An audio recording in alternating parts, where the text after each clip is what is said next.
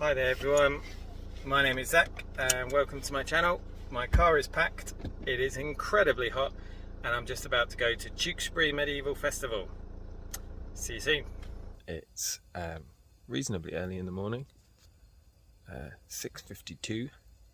I arrived at about 8:30 last night so that I could start setting up my tent. I was actually intending to get some shots. I even had a little thing on my dashboard to get some shots of the journey, but then I realised that my windscreen is extremely dirty and needs a good clean, so none of that. As you can see, I'm in a tent. This is a pavilion. It's got just one central ridge pole here. This is made out of cotton. Most often historically I believe they were made out of linen. It was very difficult in the 15th century to make cotton strong enough to make pieces of fabric large enough for a tent like this. Anyway, I'm doing the most important thing, which is boiling a kettle, and it sounds like it's about time for coffee. I've realised I'm not very good at this blogging thing because I should have taken a photo of my breakfast before I started eating it. Apologies for that. Yeah, I'm having some eggs with toast. I've had a coffee. A lot of people might ask why at a medieval event I am using a gas stove and why I'm having coffee and so on. Basically, I treat different medieval events differently. This is very much a what I term as a reenactment event rather than a living history event. Not everything kind of within the tents needs to be completely accurate. There are some events where I would go and the whole aim of it is to be immersive and to be as authentic as possible for as long as possible. This isn't one of those, so I get to have my coffee and I get to cook it on a gas stove. Yeah, I'll see you later. Good morning everyone, this is day 2. I was intending on doing some more videos yesterday after the battle, but I was absolutely exhausted. It was extremely hot and yeah, it's been a while since I've reenacted properly. I don't know if my hat's on quite right. There we go. Yeah, it was a good day though. Tewkesbury is one of those funny ones where the battle is at the end of the day, so you've got a lot of free time up to it. We didn't use that free time particularly wisely, to be honest, and we ended up a bit rushed getting to the battle. But it's been a good couple of years since we've done Tewkesbury, so. Hi there guys, I'm just about to take a turn around the Tewkesbury market with my friend Alex, and yeah, we'll see what they've got here.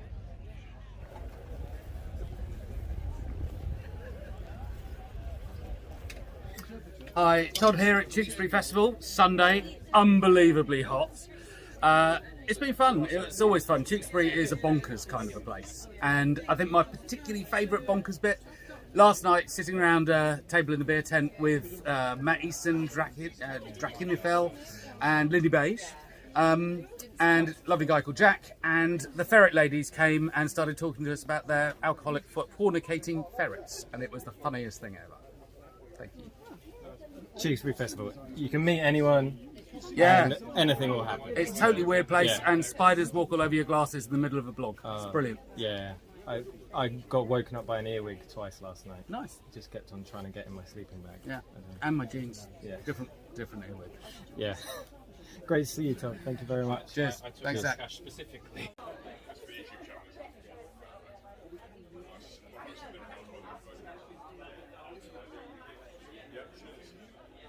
So this is one of my favourite parts of the festival, the lemonade lady with some freshly squeezed lemonade, absolutely wonderful, and on a day like today, it is completely necessary. So this is Graham Turner. You might recognise him. You probably most definitely recognise what he's very well known for. Graham, it's been a while since we've been at Tewkesbury together. And it's wonderful to be back. I don't know what's happened in the last couple of years, but I've been very busy. Yes. Painting lots of new work. Yeah. As you will have seen, I'm sure. Yeah. Filling in various gaps in the Wars of the Roses paintings that I've created over the years.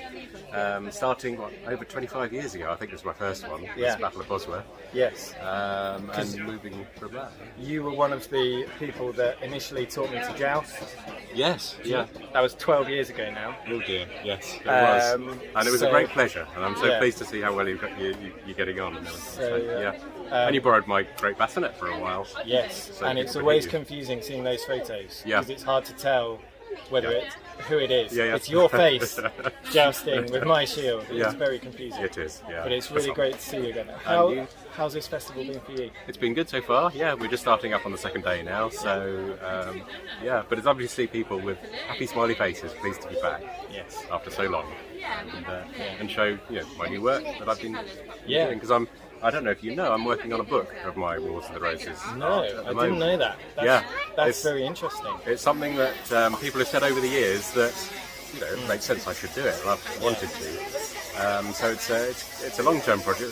I found, although I painted lots of paintings of Wars of the Roses battles, when I considered it, there were a lot I hadn't done. Yeah. So it's filling in those gaps, and the research has also highlighted other potential paintings. Yeah. Some of the little incidents, like Siege of Caister Castle, which you're aware of, the Battle of Nibley Green, and just some of the characters to bring to life the people of the period. It's not just a big political history of the kings and dukes and whatnot. It's how it affected the whole country. And a lot of people took advantage of the turmoil, didn't they? Indeed, the moments where there was no royal leadership or leadership from the top, and I think we'll settle our personal score now. Excellent. And so that's what I'm working on at the moment. So do you have a release date on that?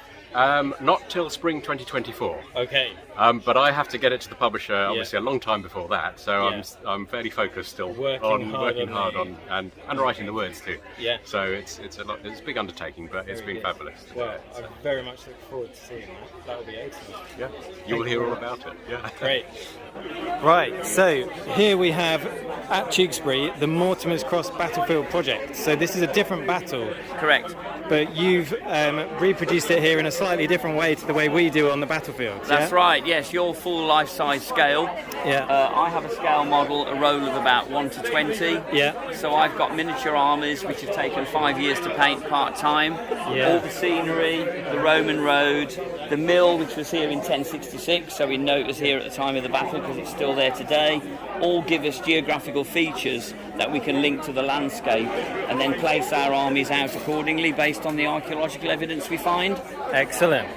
And then, so this battle took place 10 years before Tewkesbury, didn't it? That's right. This was where Edward, who was only Duke of York at this time, is trying to stop an army of Tudors and Irish and French mercenaries joining up with Margaret of Anjou, who was waiting in Yorkshire to launch an attack on London and rescue her husband, King Henry VI, who's a prisoner of Warwick the Kingmaker. Yeah. Now, importantly for the Yorkists, they win this battle and stop the Tudors getting to Margaret. Yeah. What's so important about the battle is the fact the Tudors lost. Yeah. This is a serendipity tipping point moment, because had the Tudors have won, Edward would have been captured, probably executed. There is no longer a creditable Yorkist pretender to the throne. Yes. So we are left with the Tudors then supporting the Lancastrians, and we would never ever get a Tudor dynasty. Yes. The only reason the Tudors can come back later and claim the throne is because they actually lose here. Yeah. It's a real turning point in European history. Absolutely. And the Lancastrians at this stage had in some way the moral high ground in that if they'd have captured Edward, they could have executed him for treason. That's right. Whereas the Yorkists didn't feel very confident about actually executing Henry, did they? No. But they did execute Owen Tudor after this battle. Yes. So their mark was made as a revenge for Edward losing his father and his brother at Battle of Wakefield. Yeah. So this very much sets up both Tewkesbury and Bosworth. Correct. And well, in fact, it sets up Towton. Yeah. Because Towton wouldn't have happened if Edward had lost. Yes. Warwick would have been isolated on the edge of London. Henry had already been captured by the Lancastrian forces. Yeah. So Warwick had no puppet to work with. Yeah. Excellent. I'm going to get some close-ups of these models. So you've been painting these with a friend of yours? Yes, that's right. A friend of mine, Rod, who does a lot of lovely wash painting, as you can see. They're so beautifully shaded. And these are the Lancastrian army? That's right. There's the Lancastrians with the Tudor banners over on the right there. And we've got Irish and French mercenaries who fought for them. Yes. And then on the opposition side, we've got some Burgundians who were funding the Yorkist cause, some German mercenaries, and we've also got English and Welsh forces. Wonderful. It's very much a European battle. Yes.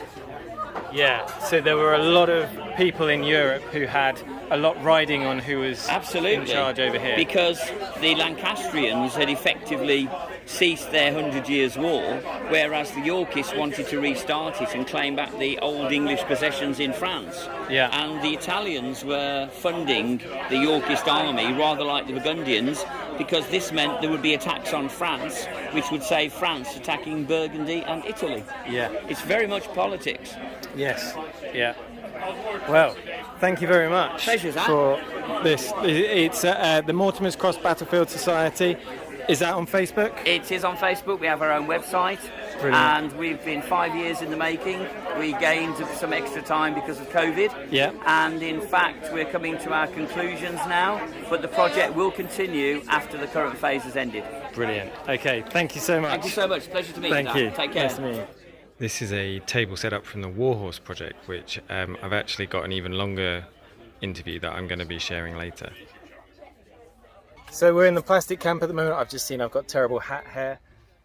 Here are some of the people that I have been fighting with this weekend. You may recognise some of them. I've got bad hat hair as well. Yeah. It's so bad it's completely off. Yeah. Interesting fact about Matt that I didn't realise is that he has to shave every half hour just for... I'd actually be like Chewbacca. For continuity purposes. So Matt Easton of Schola Gladiatoria and Alex from Drachenfels. So how are you finding it this weekend, guys? Hot. Yes. No, it's a great experience, but I think if you're going to throw armour on and push yourself to the max, this is one of the most max experiences to do it, I think, isn't it? So it's one of the biggest medieval reenactments in the UK, I think the biggest. Yes. About 1,000 people on the field or something. One of the largest, I think, in Europe as well. There's been Italian guys that I've been talking to that have come all the way from Italy just to take part. So yeah. And this is day 2, so you've had one experience on the battlefield. How did it go? It's fine. Yeah. You took a bit of a blow. Yeah, I died. Yeah. Lloyd died. Yeah. Matt drew his sword and the entire pike block on the other side ran away screaming. Yeah. Pretty much. So I've been fighting with a spear, but I brought an arming sword as backup, and at a certain point I thought, I'm a bit bored of this spear pokey now, so I'm going to pull my sword out, and that was the moment at which the opposing force decided to retire. Yes. Yeah. It's like they've got a cave troll. They've got a Matt Easton. I wasn't gonna do much with it, but I was a bit disappointed I didn't get to use it, and I then had to spend the next couple of minutes with my bever, which restricts my downwards vision, trying to get it back in the scabbard again. Yeah. All of these, you don't think about these things. The bever, we see it off so much in art, and there's a lot of reasons for that. It does inhibit you a lot. Yeah, and honestly, I think that I would, like lots of people at the time, I'd possibly choose not to wear it in a real life or death situation. Yeah. But in this type of safe, where safety's king, actually having something, to protect your teeth, particularly the expensive bit from a potential something getting knocked upwards into your face, it's a good extra thing to have there. And once you get to true nobility, you've got someone that could carry the extra stuff for you if you wanted a bever for the arrow storm, and then even the heavy fighting, even the pavish to hold in front of you, the arrows start coming your way, and then take it off when you retire for a bit of a. But the heat was a real experience, and it was obviously everyone. I think a lot of people ended up in the first aid from heat exhaustion. I've done a fair bit of reenactment. This isn't the hottest I've fought in, but I think the difference is because it's such a big battle, you spend a lot more time in armour.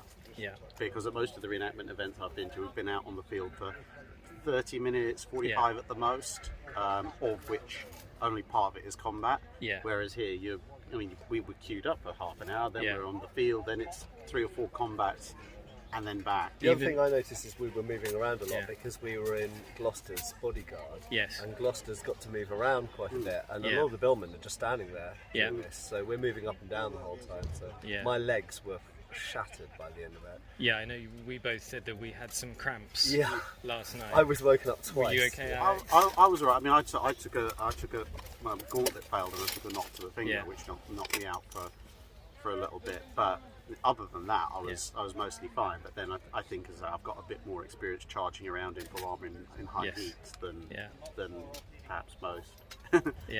I'm just quite sad I don't have my mirror shine polish kit with me, because that's pure 14th century, so it wouldn't be appropriate here. But the last time I took it out in really sunny weather like this, I was told afterwards I was impossible to fight because it's like trying to fight an angry disco ball. Yes.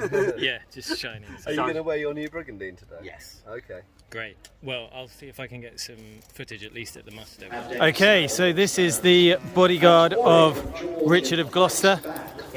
Currently arrayed. We've got Alex there, and we've got Matt there. It's Gary, isn't it? Gavin.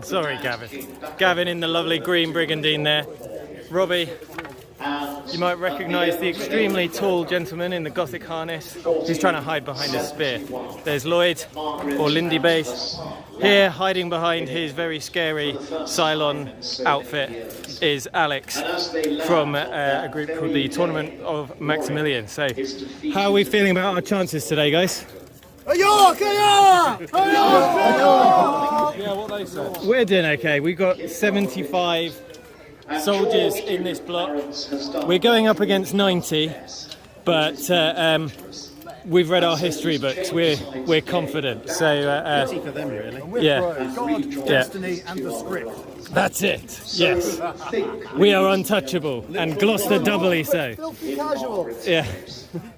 So unfortunately I can't take my camera onto the field to show you what it's like in the lines. That would be silly, but I'm looking forward to it, and if you would like to see what it's like, you should come to Tewkesbury next year, because it's great fun. We've all had a lot of fun already, and a lot of heat, of course. Look at that brigandine. It's not often you find a brigandine that's flashier than a cuirass. Aren't you going to ask us if we're warm enough? Oh, I know. I've made the very sensible decision. If I just turn this around, I'm wearing my lovely black thigh-high riding boots, because I'm not actually fighting today. I'm carrying the Duke's banner, which is there. But yeah, it was very hot yesterday, wasn't it?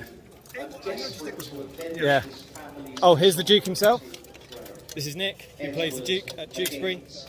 How are you feeling? I am very warm. Yeah. Very, very warm. It's going to be good. So my bodyguard looks fantastic. I'm sure you've met. Yeah, we've had a look. It's going to be great. So historically, they would have been drinking wine at an event like this, probably watered, but we're not allowed to do that for health and safety reasons. But a lot of water is going to be consumed today. Yes. Excellent. Well, thank you guys. Good luck, everybody.